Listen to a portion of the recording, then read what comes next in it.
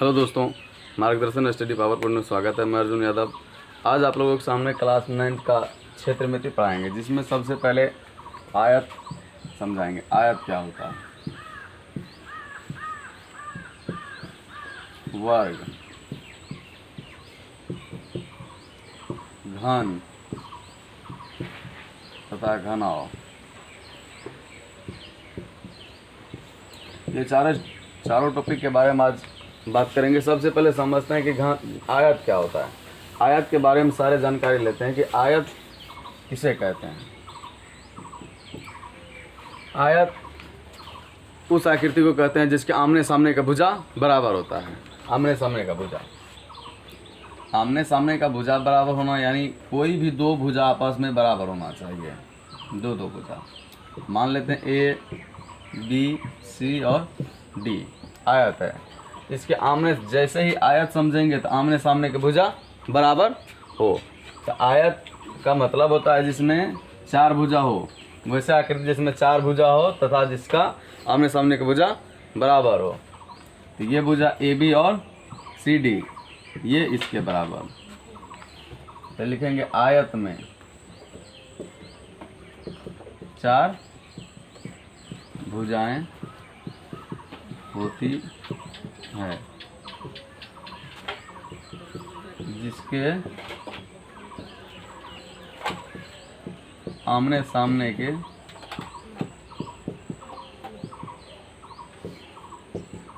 भुजाएं बराबर होती है। आयत में आमने सामने के भुजा बराबर होते थे। ए बी मान लेते हैं, इसको जितना 5 सेंटीमीटर है तो बी सी बराबर भी 5 सेंटीमीटर। तो ए बी ए डी बराबर बी सी, यानी ए डी जितना मीटर होगा उतना मीटर भी बी सी होगा। यानी आयत में आमने सामने का भुजा क्या होता है? बराबर होता है। यानी ए डी बराबर क्या होगा? B C. समांतर भी होगा, समांतर ए डी समांतर बी सी। आमने सामने की भुजा बराबर होती है। उसके बाद ए डी ए बी बराबर डी सी, यानी मान लेते हैं इसका 2 मान लेते हैं, 2 मीटर। 2 समांतर भी होगा, ए बी समांतर डी सी। यानी ये समझना है कि आयत में आमने सामने के भुजा भी बराबर होता है और आमने सामने का भुजा समांतर भी होता है। ये इसलिए आयत में 4 भुजाएं होती हैं जिसके आमने सामने के भुजा बराबर होते हैं। और ये भुजा 90 डिग्री का होता है। ये भुजा जिसके कोण 90 डिग्री का होता है, जिसके कोण 90 डिग्री का होता है। सबसे पहले ये समझ गए कि आयत में इसका कोण 90 डिग्री का होता है और ये सब भुजा समांतर होती है और भुजा बराबर होती है। सबसे पहले देखते हैं पहला सूत्र, आयत का क्षेत्रफल बराबर। आयत का क्षेत्रफल निकालेंगे, यानी लंबाई यहाँ से यहाँ तक लेकर के चौड़ाई यहाँ से यहाँ लेते करके लंबाई तक आयत का क्षेत्रफल होता है। क्षेत्रफल का मतलब यहाँ से यहाँ ये जितना क्षेत्र को घेरता है आयत, इसका क्षेत्रफल निकाले। दोनों ए बी सी डी ये कितना में एरिया में घेरता है उसका क्षेत्रफल, तो इसका क्षेत्रफल निकालेंगे। इसका सूत्र होता है लंबाई गुना चौड़ाई। तो लंबाई मान लेते हैं ए डी गुना हो जाएगा डी सी। तो इसका आयत का सूत्र होता है आयत का क्षेत्रफल बराबर लंबाई गुना चौड़ाई। ये पहला सूत्र है। दूसरा, आयत के परिमाप। आयत के परिमाप तो पहले भी पढ़ा दिए। परिमाप का मतलब होता है चारों एरिया का जितना भी यहाँ पे वायर खत्म होगा, यानी ए से लेकर के सी डी तक, उसके बाद डी से सी तक और सी से बी तक और बी से ए तक, ये जितना रेखा खींचा गया उसका परिधि बोलते हैं। परिधि यानी परिमाप और परिधि दोनों सेम है। तो परिमाप का मतलब ए से डी तक की लंबाई, डी से सी तक की लंबाई और सी से बी तक की लंबाई और बी से ए तक की लंबाई। तो आयत का परिमाप होता है 2 × लंबाई प्लस चौड़ाई, यानी आयत का परिमाप बराबर 2 इंटू लंबाई प्लस चौड़ाई। आयत में दो विकर्ण होते हैं, आयत में दो विकर्ण होते हैं, आयत में दो विकर्ण होते हैं, विकर्ण होते हैं, आयत में दो विकर्ण होते हैं।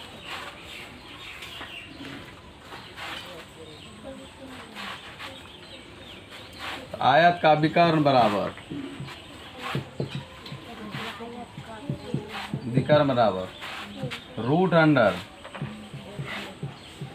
लंबाई होल स्क्वायर प्लस चौड़ाई का होल स्क्वायर, यानी लंबाई का होल स्क्वायर प्लस चौड़ाई का होल स्क्वायर।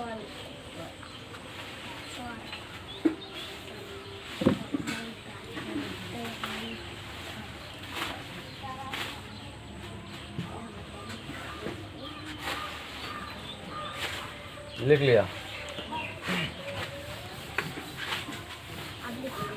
आप समझते हैं घन क्या होता है, आयत के बाद समझते हैं घन, वर्ग, पहले वर्ग समझते हैं।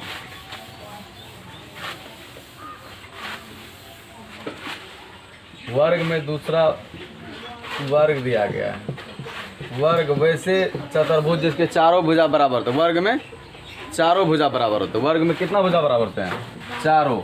जितना भुजा एक दिया जाएगा 5 दिया जाएगा, तो इसका मतलब चारों भुजा कितना है, 5 है। तो वैसे चतुर्भुज, वैसे आकृति जिसके चारों भुजाएं बराबर होती है। ये जैसे ही वर्ग वर्ग बोलेगा तो इसका मतलब चारों भुजा आपस में बराबर होगा। वर्ग मान लेते हैं ए, बी और सी या डी, ये एक वर्ग दिया गया, ये एक वर्ग दिया गया। तो वर्ग का मतलब होता है इसका चारों भुजा जो भी होगा बराबर होगा, यानी ए बी बराबर बी सी बराबर सी डी बराबर ए डी, यानी चारों भुजा क्या होगा, बराबर और समांतर भी होगा। ए बी समांतर, बी सी समांतर, सी डी समांतर, ए डी, यानी चारों भुजा आपस में बराबर और समांतर होगा। वर्ग का मतलब होता है कि चारों भुजा बराबर और समांतर और सभी कोण 90 डिग्री का, इसका मतलब यह वर्ग है। तो वर्ग में सबसे पहले देखते हैं कि वर्ग का क्षेत्रफल जो निकालते हैं, वर्ग का क्षेत्रफल, वर्ग का क्षेत्रफल बराबर, तो वर्ग का क्षेत्रफल बराबर तो होता है, जैसे मान लेते किसी का भी आकृति का क्षेत्रफल लंबाई गुना चौड़ाई होता है। तो सबसे लंबाई मान लेते हैं एल है और चौड़ाई भी एल है, तो एल गुना एल हो जाएगा, तो एल स्क्वायर हो जाएगा, एल स्क्वायर। तो इसीलिए बोलते हैं वर्ग का क्षेत्रफल बराबर क्या होता है, एक भुजा जितना जाएगा तो भुजा स्क्वायर, भुजा स्क्वायर, ठीक है। तो वर्ग का क्षेत्रफल जो दिया गया है लंबाई गुना चौड़ाई, इसी का भी होता है लंबाई गुना चौड़ाई, तो लंबाई भी एल है और चौड़ाई भी, क्योंकि लंबाई और चौड़ाई दोनों समान है इसलिए भुजा स्क्वायर हो जाता है। उसका वर्ग का परिमाप, वर्ग का परिमाप, वर्ग का परिमाप निकालेंगे तो यहाँ से यहाँ तक जितना भुजा दिया गया, ये भी जितना भुजा दिया गया, तो यानी 4 भुजा दिया गया है, तो 4 गुना 1 भुजा, 4 गुना 1 भुजा, यानी चतुर्वर्ग की चारों भुजा के परिमाप, यहाँ से यहाँ तक जितना लंबाई दिया जाएगा, यहाँ से यहाँ जितना लंबाई दिया जाएगा, यहाँ से यानी डी से ए बी तक, ये चारों लाइन का हमको लंबाई निकालना है। चारों लाइन का लंबाई निकालेंगे, चार, एक भुजा का मान लेते हैं 5 है, तो ये भी 5 है, 5 यानी 4 को 5 से गुना कर देंगे तो जितना भी निकलेगा ये परिमाप निकल जाएगा। उसके बाद इसका देखते हैं विकर्ण। विकर्ण का मतलब होता है सबसे लंबाई भुजा, विकर्ण का मतलब होता है सबसे लंबा, यहाँ से यहाँ में तक मिला देंगे तो क्या सबसे लंबा भुजा। अभी वर्ग में भी कितना विकर्ण होता है, 2, वर्ग में भी कितना विकर्ण, वर्ग में भी 2 विकर्ण होते हैं, विकर्ण होते हैं, वर्ग में भी दो विकर्ण होते हैं, तो वर्ग में दो विकर्ण होते हैं। सबसे पहले वर्ग का विकर्ण बराबर वर्ग का विकर्ण बराबर, देखो वर्ग का विकर्ण कैसे निकालेंगे, जैसे यहाँ से यहाँ तक विकर्ण दिया गया, ये लंबाई भी समान है, तो दोनों समान है, तो यहाँ पे 90 डिग्री का कोण बना रहे, कितना डिग्री का, 90 डिग्री का। तो 90 डिग्री के सामने वाले भुजा को कर्ण कहते हैं। तो कर्ण बराबर क्या होता है, लंबाई का होल स्क्वायर प्लस चौड़ाई का होल स्क्वायर, तो 2 स्क्वायर लंबाई का होल स्क्वायर √2 गुना एक भुजा। वर्ग का विकर्ण बराबर क्या हो जाएगा, इसका सॉल्व करेंगे, जैसे कर्ण हो जाएगा ना ये सामने वाले भुजा, यहाँ पर 90 डिग्री है, तो लंबाई प्लस चौड़ाई का होल स्क्वायर रूट अंदर में क्या हो जाएगा, वर्ग के विकर्ण बराबर √2 गुना एक भुजा, √2 का। समझ गया, ये वर्ग के बारे में था। वर्ग के चारों भुजा आपस में बराबर होते हैं, वर्ग के चारों भुजा आपस में समांतर होती है। वर्ग का क्षेत्रफल बराबर भुजा स्क्वायर, वर्ग के परिमाण बराबर 4 गुना एक भुजा, कैसे होता है वो भी समझ गए। वर्ग का विकर्ण बराबर √2 गुना एक भुजा। इसके बाद चलते हैं घन और घनों पर। उसके बाद सबसे पहले घन देखते हैं। घन का मतलब होता है कि वर्गों का समूह। घन का मतलब होता है वर्गों का समूह। इसमें वर्ग को शामिल किया गया है। वर्ग कितना दिया गया है, 1 2 3 4 5 6। कितना वर्ग में कितना भाग होता है, 6। मान लो एक भाग ऊपर वाला, एक भाग साइड वाला, एक भाग ऊपर वाला, एक भाग नीचा वाला, 2 एक बार इधर वाला, एक बार इधर वाला, 4 एक बार आगे एक बार पीछे। तो घन में 6 फलक होते हैं। कितना फलक होते हैं, 6 फलक होते हैं।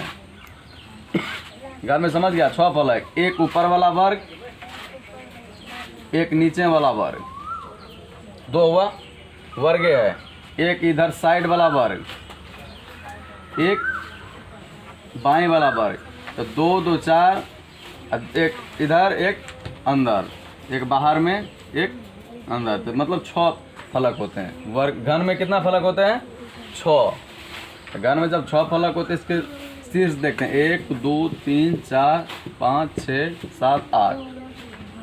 शीर्ष यानी कोना, कोना इसमें 8 होते हैं। कोना कितने होते हैं, 8 होते हैं। तो सबसे पहले देखते हैं आप घन का पहले क्षेत्रफल क्या होता है, घन के कुल पृष्ठ क्षेत्रफल क्या होता है, घन का आयतन क्या होता है। तो सबसे पहला सूत्र जो दिया जाएगा, मान लेते हैं घन का, जैसे मान लेते हैं घन का पृष्ठीय क्षेत्रफल, घन का पृष्ठीय क्षेत्रफल। पृष्ठीय क्षेत्रफल मतलब कि कोई भी डिब्बा है, जिसे डिब्बा का क्षेत्रफल निकालना है, तो डिब्बा का क्षेत्रफल निकालना है, तो ऊपर वाला ढक्कन का क्षेत्रफल, साइड वाला ढक्कन का, नीचे वाला ढक्कन, और यानी चारों ढक्कन का क्षेत्रफल निकालना है। तो ऊपर वाला तो वर्ग है, ऊपर वाला वर्ग है, ऊपर वाला भी वर्ग है, ये भी वर्ग है, नीचे वाला भी वर्ग, यानी 6 गो वर्ग है। कितना वर्ग है, 6 गो वर्ग है। तो 6 तो रहेगा, 6 गुना, अब वर्ग का क्षेत्रफल क्या होता है, वर्ग का क्षेत्रफल भुजा स्क्वायर, यानी भुजा स्क्वायर जो होता है, तो वर्ग का क्षेत्रफल यानी भुजा स्क्वायर, तो एक यानी यहाँ पे लिख देते हैं भुजा स्क्वायर, यानी एल का होल स्क्वायर। तो घन का पृष्ठ क्षेत्रफल क्या होता है, 6 स्क्वायर। क्या होता है, 6 स्क्वायर, इसको ए स्क्वायर भी बोलते हैं। तो यहाँ पे ए स्क्वायर या एल स्क्वायर क्या है, यानी भुजा दिया गया है। क्या भुजा दिया गया, तो जितना भी वर्ग शामिल किया गया इसमें, यानी घन में कितना वर्ग है, 6 वर्ग है, इसीलिए 6 गुना एक भुजा का होल स्क्वायर। दूसरा देखते हैं, ये घन का पृष्ठ क्षेत्रफल। इसी में आप मान लेते हैं कि कोई भी घन का एक भाग खोल दिया जाएगा, तो एक भाग जैसे ही खोल दिया, मान लो इसको खोल देते हैं, तो खोल देने के बाद यहाँ पे 5 गो सतह बच गया, 1 2 3 4 1 5 बच जाएगा, तो 5a स्क्वायर हो जाएगा। इसीलिए घन का जो डिब्बा के जैसे कोई भी भाग खोल देगा, जैसे अदर घनों जैसे कोई भाग खाली कर देगा, तो यहाँ पे जितना खाली करेगा उसका क्षेत्रफल घटते जाएगा। मान लेते हैं एक डिब्बा है, इसका ढक्कन खोल लिए, तो यहाँ पे 5a स्क्वायर, दोनों साइड खोल दिए, तो यहाँ पे 4 हो जाएगा। ठीक, उसके बाद घन का आयतन, घन का आयतन जब देखें, आयतन का मतलब डिब्बा का मुंह खोल देंगे, उसमें पानी भरेंगे, कितना कुछ भी सामान भरेंगे, क्या करेंगे, सामान भरेंगे। सामान भरने के लिए तो जितना ही जगह छेकेगा उतना ना सामान हटेगा इसमें। तो घन का आयतन बराबर हो जाएगा तो घन का आयतन मतलब होता है, सबसे पहले देखिए आयतन का मतलब जगह निकालेंगे, तो जगह का देख लीजिए, सबसे पहले हमको लंबाई चाहिए, उसके बाद चौड़ाई, उसके बाद ऊंचाई। हमको 3 चीज़ चाहिए, लंबाई, चौड़ाई, ऊंचाई। तो घन का आयतन बराबर तो होता है हमको लंबाई भुजा क्यू। घन का आयतन बराबर क्या होता है? भुजा क्यू। क्यों? घन का सभी भुजा आपस में बराबर है, इसीलिए लंबाई, चौड़ाई, ऊंचाई होगा, लेकिन घन का आयतन बराबर क्या होगा? भुजा क्यू। जितना दिया जाएगा उसका होल क्यू। घन का आयतन समझ गया? अब चलते हैं घनों के बारे में पढ़ते हैं।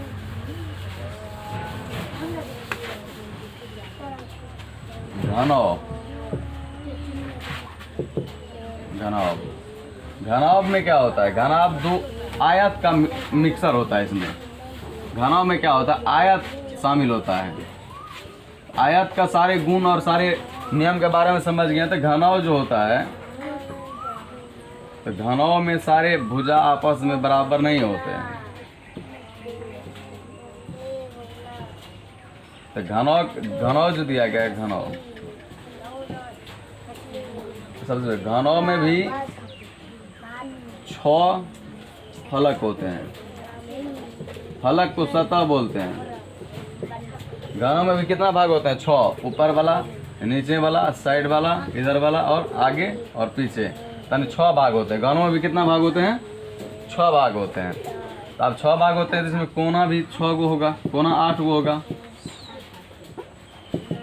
8 गो, 1 गो, 2, 3, 4, 5, 6, 7, 8। घनों में कितना कोना होता है? 8। घर में भी कितना कोना? 8। कोई भी चीज़ इस आकार में होगा, जैसे ईंट में भी कितना कोना? 8 कोना होगा। तो सबसे पहले देखते हैं कि घन का पृष्ठीय क्षेत्रफल। घनों का पृष्ठ, देखो घन का पृष्ठीय क्षेत्रफल देखे थे तो वहाँ पे टोटल वर्ग था, यहाँ पे टोटल कितना है? आयत है। टोटल कितना है? आयत है। तो 6 गुना, यहाँ पे देखो आयत का क्षेत्रफल निकालना, यहाँ भी आयत का क्षेत्रफल, यहाँ भी आयत का क्षेत्रफल, यहाँ भी आयत का क्षेत्रफल, यहाँ भी आयत का क्षेत्रफल, आगे भी पीछे भी। तो 6 गो आयत है। कितना है? 6 गो आयत है।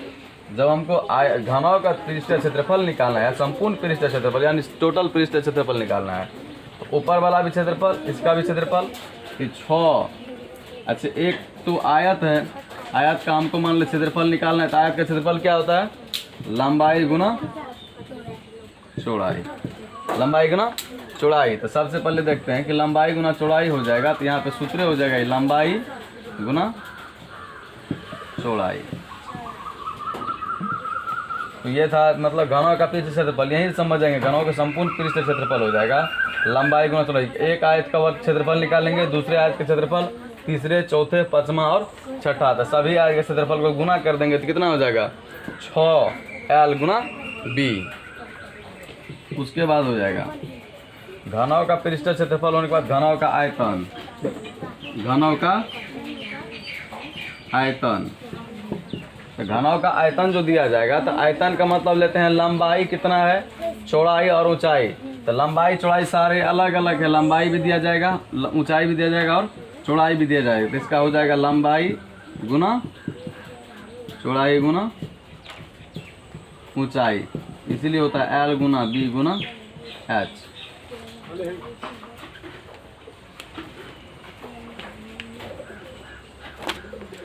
तो आप लोग समझ गए होंगे कि मतलब क्षेत्रमिति में क्लास 9 में आयत, वर्ग और घनों के बारे में। तो आप अगर नहीं आए तो सब्सक्राइब कीजिए और लाइक कीजिए और कमेंट कीजिए।